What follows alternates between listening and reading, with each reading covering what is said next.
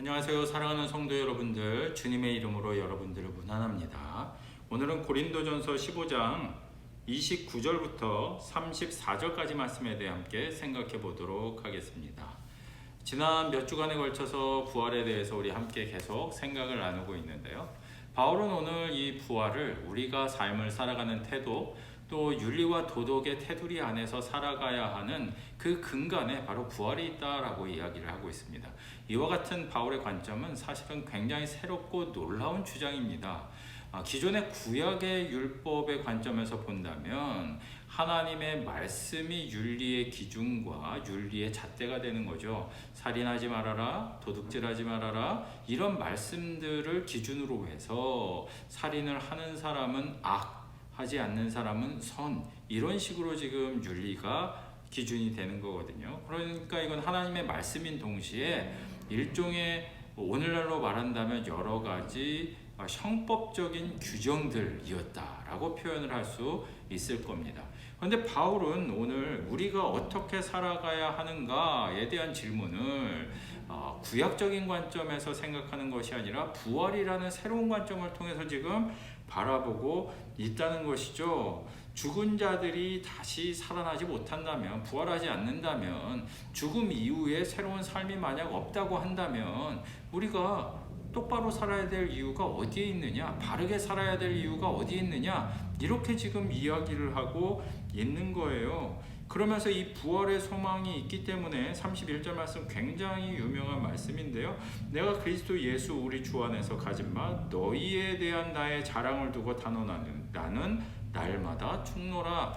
여기서 뭐 나 죽어도 된다, 죽고 싶다 이런 말을 하는 것이 아니라 죽음이 나에게 별 상관이 없는데 그 이유가 뭐냐면 죽음 이후에 또 다른 부활이 나를 기다리고 있기 때문에 날마다 죽음의 각오를 가지고 내가 앞으로 전진해서 나가더라도 내 삶의 특별한 오늘 삶이 끝난다고 하더라도 그것이 나에게 커다란 저주나 충격이 되지 않는다. 이런 종류의 이야기를 사실 바울이 하고 있는 것이죠. 그런데 그 다음에 나오는 얘기들을 보면 뭐라고 얘기를 하느냐 하면 지금 만약 죽은 자가 다시 살아나지 못한다면 32절 하반절을 보면 내일 죽을 터이니 먹고 마시자 하리라. 그러니까 부활이 없다면 아니 죽음 이후에 아무것도 없고 심판도 없고 부활도 없고 그러면 아니 오늘 당장 우리나라 사람들이 많이 쓰는 표현이죠. 먹고 죽어도 상관이 없다는 거죠.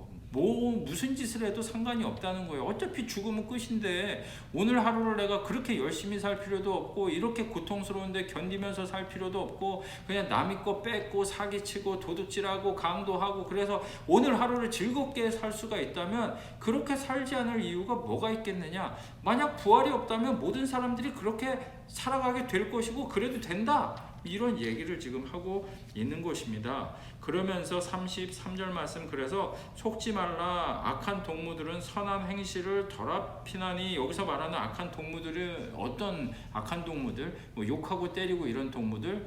뭐 북한에 있는 동무들? 그런 거 아니죠. 여기서 말하는 건 뭐냐면 부활이 없다라고 얘기하고 주장하는 사람들, 이 사람들이 악한 사람들이라는 거예요.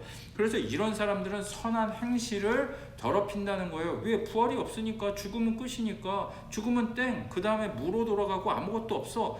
그러면 도대체 왜 이렇게 힘들게 살아야 됩니까? 뭐 다른 사람을 내가 못 먹는데 다른 사람을 도와줘야 될 이유가 도대체 어디 있는 겁니까? 그렇게 살 필요가 뭐가 있습니까? 힘들게 살 필요가 뭐가 있습니까? 그냥 막 살아도 되지? 그런 식으로 죽음 이후에 아무것도 없다고 주장하는 사람들은 우리의 윤리의 근간을 더럽히고 우리 공동체 생활의 화합을 깨트리는 그런 주장을 하고 있는 거다. 그래서 부활의 소망이 있는 사람이야말로 죽음 이후에 다른 것이 있다고 믿는 사람이야말로 도덕적이고 윤리적인 삶을 살아갈 수 있다라고 지금 바울이 이야기를 하고 있는 것이죠. 그러면서 말미에 이제 결론적으로 다음과 같이 얘기합니다. 깨어 의를 행하고 죄를 짓지 말라. 이렇게 얘기를 합니다. 하나님을 알지 못하는 자가 있기로 내가 너희를 부끄럽게 하기 위하여 말하노라. 하나님을 알지 못하는 자들이 지금 어디 있어요? 이 고린도 교회 안에 있는 거예요. 교회는 다니는데 하나님을 몰라요. 그래서 죄를 막 짓는 거예요. 그러니까 바울이 니들 부끄러우라고 내가 하는 얘기야. 하나님을 정말 믿는다면 그렇게 할 수 있어? 너희 중에 부끄러운 일이 있다는 것을 들었는데 이방 사람들도 안 할 만한 그런 짓들을 너희가 하고 있다는 걸 들었는데 니들이 정말 하나님을 안다고 하면 부활이 있다고 믿는다면 죽음 이후에 다른 것이 우리를 기다리고 있다고 너희가 정말 믿는다면 그렇게 살 수 있어? 그렇게 살 수 없어. 그러니까 너희들이 비윤리적이고 비도덕적으로 사는 거 그건 하나님을 알지 못해서이고 그거는 믿음이 없기 때문이고 하나님 나라에 속하지 않은 자이기 때문이야. 너희들 부끄러운 줄 알아야 돼. 그렇게 살면 안 돼. 예수 정말 믿는다면 그러면 안 돼. 이 이야기를 지금 하고 있는 거예요. 내가 너희를 부끄럽게 하기 위해서 일부러 내가 말한다. 콕 집어서 말한다. 너희들 아프라고 말하는 거다. 정신 차리라고 말하는 거다. 이렇게 바울이 이야기를 하고 있다는 것입니다. 사랑하는 성도 여러분들, 말씀을 마치도록 하겠습니다. 정말로 그리스도에게 속한 자라면, 부활의 소망을 믿는 자라면 비윤리적이고 세상을 막 사는 거 불가능합니다. 대부분의 사람들이 엄청 막 살지는 않거든요. 근데 이제 윤리와 비윤리를 왔다 갔다 하면서 적절한 선을 나 정도면 괜찮지 이렇게 살아가거든요. 근데 그런 태도를 가지고 있다면 우리는 언젠가는 반드시 악으로 떨어지게끔 되어 있습니다. 선을 행하는 것은 어렵지만 악을 행하는 것은 우리 본성대로 하면 되는 것이기 때문에 굉장히 쉽거든요. 그래서 우리는 악에게 지지 말고 악에 대항하면서 끊임없이 선을 행하기 위해 노력을 해야 한다는 것이죠. 부디 바라기는 바울이 말하는 것이 콕 집어서 야 너희 교회 성도들 너희도 똑같아. 뭐 너희는 괜찮다고 너희는 남 얘기라고 고린도 교회 성도들이라고 너희들은 그래도 중간은 간다고 생각하지 아니야. 이게 바로 너희들의 얘기야. 죄 짓지 않도록 정신 차리고 똑바로 살아라. 이 바울의